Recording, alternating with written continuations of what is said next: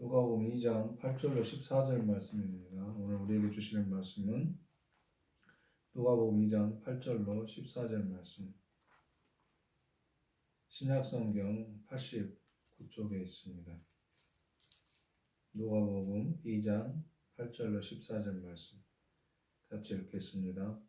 그 지역의 목자들이 밤에 밖에서 자기 양떼를 지키더니 주의 사자가 곁에 서고 주의 영광에 그들을 두루 비추매 크게 무서워하는지라. 천사가 이르되 무서워하지 말라. 보라, 내가 온 백성에게 미칠 큰 기쁨의 좋은 소식을 너희에게 전하노라. 오늘 다윗의 동네에 너희를 위하여 구주가 나셨으니 곧 그리스도 주시니라. 너희가 가서 강보에 쌓여 구유에 누워 있는 아기를 보리니 이것이 너희에게 표적이니라 하더니 호련히 수많은 천군이 그 천사들과 함께 하나님을 찬송하여 이르되 지극히 높은 곳에서는 하나님께 영광이요 땅에서는 하나님이 기뻐하신 사람들 중에 평화로다 하니라. 아멘. 오늘 이 본문의 말씀을 근거로 해서 평온한 일상의 밤마저 사치가 되는 목자들에게 라는 말씀의 제목으로 같이 말씀을 나누기를 원합니다. 누가복음은 사회적, 정치적, 경제적, 종교적으로 출생이 불가능한 환경에서 출생한 예수를 양을 지키는 목자들에게 천사들이 알려주어 목자들이 아기 예수를 방문하는 첫 번째 사람들로 기록합니다. 다시 말해서 누가복음은 예수님의 그 탄생의 첫 번째 방문자들로 양을 지키는 목자들로 이렇게 기록해 줍니다. 예수의 출생은 천사가 예언한 대로 마리아를 통해서 이루어집니다. 천사는 요셉과 약혼한 마리아를 찾아 이렇게 말합니다. 은혜를 받은 자여 평안할지어다. 주께서 너와 함께 하시는도다. 은혜와 평강을 말한 천사는 마리아에게 잉태하여 아들을 낳게 될 것인데 그 이름을 예수라 하라 이렇게 예언합니다.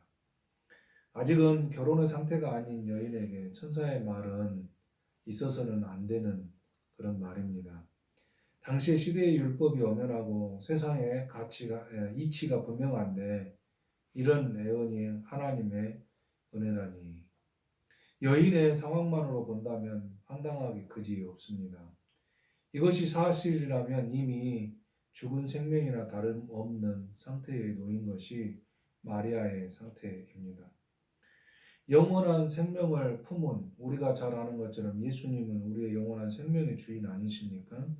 그런데 그 영원한 생명을 품은 여인은 죽음의 문턱에 있는 것입니다. 마리아에게 은혜를 입었다는 말은 자신의 생명을 담보하는 자리로 가는 것이 되었습니다. 즉 마리아에게 은혜는 자신의 이성과 육체적인 삶으로는 받아들일 수 없는 것을 받아들이는 것이 되었다는 말입니다. 예수님을 받아들이는 것은 은혜가 아니고서는 받아들일 수 없는 것과 같은 이치라 이렇게 믿어집니다. 세상의 이치와 이성으로 구원의 시간을 가져오지는 못합니다. 예수님은 영원한 한 부분을 이 땅에서 우리의 육체로 사셨습니다. 우리의 삶이 예수님과 같이 영원한 삶의 한 편을 우리도 이렇게 살아가고 있다는 것을 확인시켜주고 있다. 저는 그렇게 믿습니다. 그런 믿음 위에서 이 땅의 삶을 살 수 있기를 주 이름으로 축복합니다. 아기 예수의 출생이 있는 곳에 목자들이 방문합니다. 목자들의 방문은 어떻게 이루어집니까? 오늘 말씀을 통해서 살필 수 있는데 목자들이 밤에 밖에서 자기 양떼를 지키고 있을 때 주의 사자가 그들 주변에 나타났습니다. 천사가 목자들에게 말합니다. 오늘 다윗의 동네에 너희를 위하여 구주가 나섰으니 곧 그리스도 주시니라. 천사들이 전하는 소식이 그리스도, 기름 부음 받은 자, 그들이 기다리는 메시아의 출생을 예견합니다. 그 증거로서 포대기에 쌓여 구유에 누워 있는 갓난 아기를 보게 될 것이라고 말합니다. 목자들은 크게 당황스러운 상황입니다. 당황하는 이들 앞에 하나님을 찬송하는 천상의 소리가 들립니다. 지극히 높은 곳에서는 하나님께 영광이요 땅에서는 하나님이 기뻐하신 사람들 중에 평화로다. 천사들은 떠나고 목자들은 자신들에게 나타난 이 기이한 일을 확인하기 위해 베들레헴으로 갑니다. 거기서 천사들이 말하는 대로 구유에 누워 있는 아기를 보게 되고 자신들에게 일어난 일을 마리아와 요셉에게 다 말해줍니다. 그리고 목자들은 자기들이 있던 그곳으로 다시 돌아갑니다. 예수님을 계속 거기 곁에서 돌보고 따라가는 그런 게 아니라 자기의 삶의 자리로 돌아간다. 이렇게 기록하고 있습니다. 누가복음의 저자는 예수님의 출생의 첫 번째 증인들로 목자들을 등장시키고 있습니다. 누가는 왜 이런 선택에 기록을 했을까요? 목자들을 증인으로 내세우는 것은 상당히 위험스럽습니다. 당시 사회에서는 양을 위탁받아 관리하는 이들인 이 목자들의 증언은 증거로 채택되지 않았다고 합니다. 즉 증인이 될 수 없었습니다. 사회적으로 인정을 받을 수 없는 이들에게 천사들이 방문했습니다.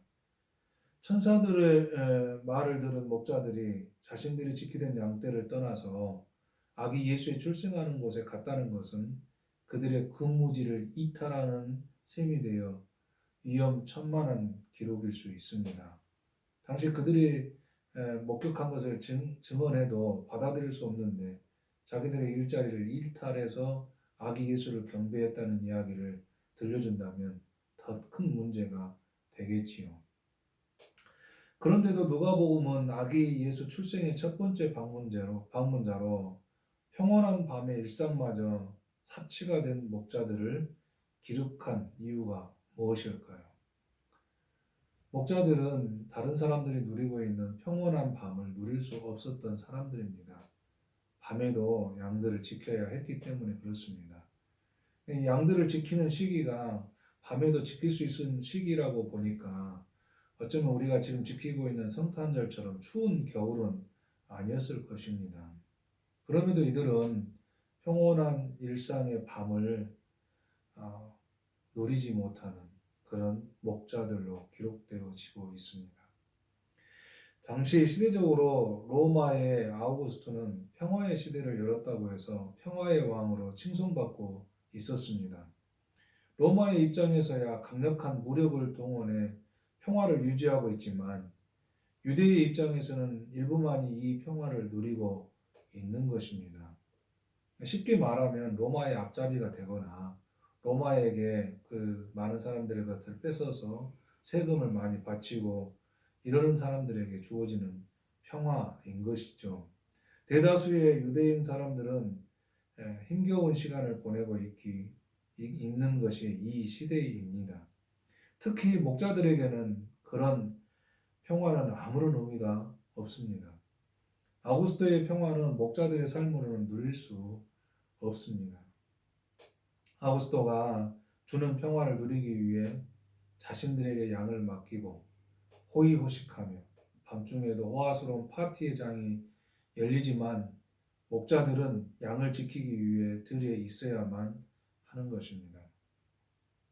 이런 목자들에게 다윗의 동네에 너희를 위하여 구주가 나셨는데 그분이 그리스도이시다라는 말은 목자들에게 어떤 느낌이었을까요? 내가 목자로 돌아가서 한번 생각해 볼 필요가 있지 않을까요? 내가 목자의 입장이라면 이런 천사의 예언이 어떤 마음으로, 어떤 느낌으로 다가왔을까 한번 생각해 보고 싶었습니다. 물론 어떤 결론이 나고 어떤 생각을 하고 어떤 그 마음을 품어내든 그것은 각자의 환경과 형편에 처해 있는 그것으로 우리는 그것을 표현해 낼 것이라 이렇게 생각이 들어집니다. 그럼에도 이 목자들에게 다윗의 동네에 너희를 위하여 구주가 나셨는데 그분이 그리스도시다라고 천사들이 굳이 목자들에게 말한 이유가 무엇일까에 대해서 잠깐 생각했어요. 그 생각하는 그 과정에서 사무엘이 당시 사울 왕이 하나님의 버림을 받아서 이제 새로운 왕을 세워야 하는데 몰래 기름병을 들고 이새의 집을 찾아갑니다. 기름을 붓기 위해서죠. 새로운 왕을 위해서. 이새의 집에 방문했을 때에 이새의 아들들 곧 다윗의 형들은 모두 집으로 돌아가서 그 사무엘과 함께 있었습니다. 그러나 홀로 남아서 양을 지키던 다윗, 그가 목동이었고 목자였습니다. 아마 이 목자들은 이 다윗, 목동이었던 다윗을 기억하지 않았을까? 저는 그런 가능성이 있다고 믿습니다. 유대인 사회에서는 여전히 다윗과 같은 왕이 나타나기를 기다리고 있기 때문입니다. 그런 왕이 나타나면 자신들에게도 평화가 찾아올 것이라 여기는 이들이 바로 유대인들이며 특별히 목자들이 아니었을까라는 생각이 듭니다. 목자들은 아우구스토가 주는 그 평온한 일상을 누릴 수 없는 상황에서 다윗과 같은 그런 왕이 나타난다면 자신들에게도 그런 평온한 일상이 찾아오지 않을까라는 기대를 했다고 볼 수 있을 것입니다. 아기 예수의 출생에 흥분하게 되는 이들의 방문, 이것이 목자들이 갖는 어떤 흥분이 아니었을까 생각해보는 그런 것이라고 저는 믿습니다. 로마 시대에 로마의 지배력으로 평화는 한정적이고 특정한 이들만이 누리게 되는 상황을 벗어나게 하는 것이 될 수 있기 때문에 목자들은 흥분하여 아기 예수를 방문하지 않았을까라는 생각을 해봅니다. 그런데 문제는 목자들에게 일러주고 있는 천사들의 말이 베들레헴의 어느 곳에 가면 가축의 먹이통에 누인 아기를 보게 될 것이다 라고 말합니다. 그 아기의 출생이 사람들에게 평화가 된다고 전해주는데요. 목자들은 이런 그 천사들의 전해주는 말에 어떤 생각을 했을까? 세상의 힘과 권력을 가진 아구스토의 세력이 평화가 되는 시대에 구유에 누인 연약하기 그지없는 아기가 평화를 가져다 주는 분이라. 이렇게 전달받은 목자들은 어떤 마음이었을까? 힘과 권력으로 적의 세력을 잠재우고 있는 아우구스토와 대조적으로 아기 예수는 아무런 힘이 없습니다. 목자들은 자신의 처지도 힘이 없어 다른 이들이 밤에 가족과 혹은 사람들을 모아놓고 만찬을 벌이는 시간에 양을 지켜야 하는 그 자리에 있는데 자신들보다 더 힘이 없는 아기 예수가 평화를 가져다 준다는 말이 믿어졌을까요? 아무런 능력 없이 자신의 평화도 지켜내지 못해 밤에 양떼를 지켜야 하는 처지에 놓였던 목자들의 연약함으로는 도저히 납득하기 어려운 모습에 아기 예수를 경배하는 것이 가능했을까요? 나의 약함이 무엇을 할 수 없는 상태인데 나보다 더 약한 이가 구세주가 되며 평화의 왕이 된다는 것에 목자들은 믿지 못했지 않았을까? 이런 저만의 생각을 가져봅니다. 어떻게 생각하십니까? 목자들에게 방문한 천사가 오늘 나에게 방문한다면 나는 어떤 반응을 할 수 있을까요? 아마 저는 목자들처럼 아기 예수를 찾아가지 못했을 것 같다라는 생각을 해보았습니다. 그러나 이 목자들은 지금의 상황이 자기들에게 놓여져 있는 지금의 상황이 간절한 상황이었지 않았을까. 목자들은 자신들의 처지를 생각하니 자신들보다 더 못한 이가 세상에 어디에 있겠는가라는 생각이 들었을 수도 있겠다라는 생각에 도달하기도 했습니다. 그래서 천사들의 방문으로 이들은 마음의 동요를 일으켜 찾아 나선 것이 아닐까 라는 또 생각을 해보았습니다. 그들이 찾아 나선 이유 중에 하나는 다윗과 같은 에, 그런 왕이 나타나기를 기대하는 마음, 그래서 자신들에게도 평화의 일상이 돌아오기를 기대하는 마음이 한켠에 있었을 것이고, 또 한 가지는 자신들의 그 처지가 세상 그 누구보다도 더 어떤 사람의 그 처지보다도 더 힘겨운 처지에 있으니 우리보다 못한 사람이 누가 있겠는가 라는 그런 생각 때문에 찾아가지 않았을까라는 생각을 해봅니다. 어쩌면 인생은 각자의 삶 속에서 느끼기에 닥쳐오는 많은 환경과 형편들, 상황들은 다 다르겠지만 그 느낌의 강도는 어려움에 처한 사람들에게는 세상 그 누구보다도 더 큰 아픔과 어려움에 처한 것이다 라고 느낄 것입니다. 가축의 먹이통에 누인 아기 예수를 받아들이면은 자신의 모든 처지와 환경을 뛰어넘어서 일어나고 있습니다. 우리가 지금 살아가는 시대에는 힘의 시대라고 해도 과언이 아닙니다. 교회에서도 이런 모습은 항상 있어 왔습니다. 이런 곳에서 유일하게 연약함이 힘이 되는 분으로 예수님은 우리와 함께 하십니다. 그 예수님으로 우리의 삶이 계속 되어지는 것이죠. 연약함으로 이 땅에 오셔서 그 환경과 형편을 입고 살아야 했습니다. 그것은 말과 행동도 그렇게 해야만 했다는 의미이기도 합니다.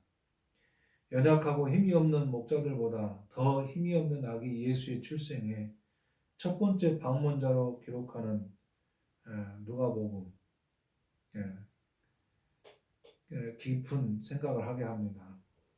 힘의 논리와 무력이 가져다준 평화의 시대에 평온한 일상의 밤마저 사치가 된 목자들의 방문은 오늘 교회들이 누구에게 문이 열려 있어야 하는지를 보여주는 것이라 저는 생각이 듭니다.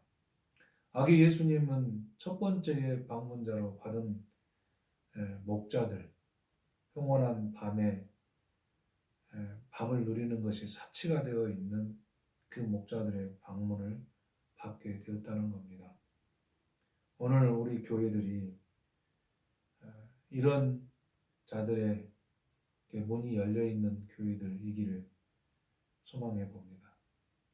또한 연약함의 그 자리를 차지하고 살아가는 이들이 어디에서 평화를 찾을 수 있을지를 말해주는 것이다. 저는 그렇게 믿습니다. 예수님은 가장 연약한 자로 오셨지만 가장 연약한 자들의 평화를 어디서 찾아야 하는지를 예수님을 통해서 분명히 보여주고 있다. 저는 그렇게 믿습니다. 이런 연약함의 자리를 차지하고 밤에 평온함이 사치가 되어 있는 이들에게 관심을 가지는 교회와 우리 믿음의 성도들이 될 수 있기를 축복합니다. 기도하겠습니다. 좋으신 하나님, 누가복음은 가장 연약한 자리에 오신 아기 예수의 출생의 첫 번째 방문자로 평온한 밤의 일상도 누릴 수 없었던 목자들을 기록합니다. 우리 예수님의 오심은 바로 이 땅에서 평온한 일상을 누리지 못하고 힘겹고 어렵고 가장 나약함의 자리에 놓여 있는 것 같은 그들을 부르고 계신다고 믿습니다. 그들에게 찾아오신 우리 주님이 참된 평화와 소망이 되어지게 하여 주옵시고 가장 연약한 자리에 있다고 느껴지는 인생들이 평화의 왕으로 오신 아기 예수님을 만남으로 참된 평화를, 평온함을 누리는 인생이 될 수 있도록 함께하여 주옵소서. 예수님 이름으로 기도하옵나이다. 아멘. 지금은 우리 주님 예수 그리스도의 구속의 은혜와 하나님 아버지의 사랑하심과 성령님의 깨닫게 하심이 가장 비천한 자의 모습으로 세상에 놓인 것 같은 이들에게 가장 연약함의 자리를 차지하고 오신 아기 예수님이 우리의 평화의 왕이심을 믿고 고백하며 그분 앞에 나가기를 원하는 모든 이들에게 영원히 함께 계시기를 간절히 축원하옵나이다. 아멘. 아멘.